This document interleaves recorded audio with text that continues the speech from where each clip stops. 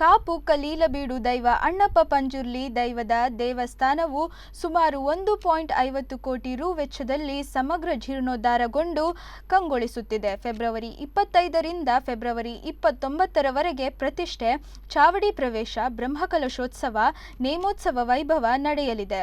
ಪೂರ್ವಭಾವಿಗಳಾದ ಮಂಗಳವಾರ ಕಾಪು ಶ್ರೀ ಲಕ್ಷ್ಮೀ ಜನಾರ್ದನ ದೇವಸ್ಥಾನದಿಂದ ದೈವಗಳ ಬೆಳ್ಳಿಯ ಮುಖ ಮತ್ತು ಪರಿಕರಗಳೊಂದಿಗೆ ವೈಭವದ ಹೊರೆಗಾರಿಕೆ ಮೆರವಣಿಗೆ ನಡೆಯಿತು. ಮೆರವಣಿಗೆಯಲ್ಲಿ ವಿವಿಧ ಬಗೆಯ ಸ್ತಬ್ಧ ಚಿತ್ರಗಳು, ಚಂಡೆ ವಾದ್ಯಗಳು ಮೆರವಣಿಗೆಯಲ್ಲಿ ಮೈಳೆಸಿದವು. ಸಾವಿರಾರು ಮಂದಿ ಭಕ್ತಾದಿಗಳು ಮೆರವಣಿಗೆಯಲ್ಲಿ ಪಾಲ್ಗೊಂಡರು. 26ರಂದು ಬೆಳಿಗ್ಗೆ ಗೃಹ ಪ್ರವೇಶ, ಧರ್ಮದೈವ ಶ್ರೀ ಅಣ್ಣಪ್ಪ ಪಂಜುರ್ಲಿ ಮತ್ತು ಸಪರಿವಾರ ದೈವಗಳ ಮೂರ್ತಿಯ ಪುನರ್ ಪ್ರತಿಷ್ಠಾ ಕಲಶಾಭಿಷೇಕ ನಡೆಯಿತು. 28ರಂದು ಮಹಾಕಲಶಾಭಿಷೇಕ, ಮಧ್ಯಾಹ್ನ ಅನ್ನ ಸಂತರ್ಪಣೆ, ಸಂಧೆ ಧಾರ್ಮಿಕ ಸಭೆ, ರಾತ್ರಿ 8:30ಕ್ಕೆ ಧರ್ಮದೈವ ಶ್ರೀ ಅಣ್ಣಪ್ಪ ಪಂಜುರ್ಲಿ ದರ್ಶನ ಸೇವೆ, ಮೂಲ ಮೈಸಂದಾಯ ನೇಮ 29ರ ಬೆಳಿಗ್ಗೆ 10:30ರಿಂದ ಬೀರದರ್ಶನ ಸೇವೆ, ಅನ್ನ ಸಂತರ್ಪಣೆ, ರಾತ್ರಿ ಶ್ರೀ ಧರ್ಮದೈವ ಅಣ್ಣಪ್ಪ ಪಂಜುರ್ಲಿ ನಮೋತ್ಸವ ನಡೆಯಲಿದೆ.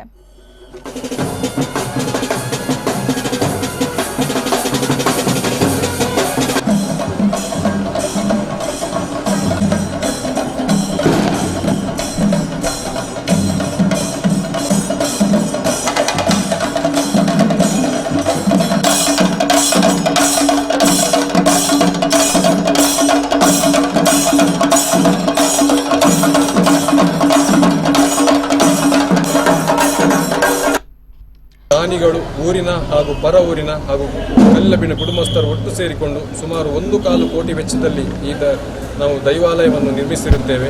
ಲಕ್ಷ್ಮೀ ಜನಾರ್ದನ ದೇವಸ್ಥಾನದಿಂದ ಹೊರೆಕಾಣಿಕೆ ಕಲ್ಲಬೀಡಿಗೆ ಹಾಗೂ ಶುಕ್ರವಾರದಿಂದ ಧರ್ಮದೈವದ ಬ್ರಹ್ಮಕಲಶ ಹಾಗೂ ಸಂಜೆ ಮೈಸಂದಾಯ.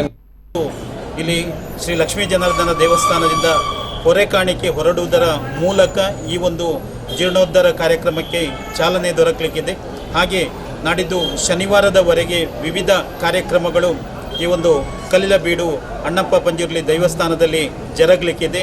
ಬಹಳಷ್ಟು ಮಂದಿ ಭಕ್ತಾಭಿಮಾನಿಗಳು ಈ ಒಂದು ಕಾರ್ಯಕ್ರಮಕ್ಕೆ ಬರುವಂತಹ ನಿರೀಕ್ಷೆ ನಮ್ಮದಾಗಿದೆ.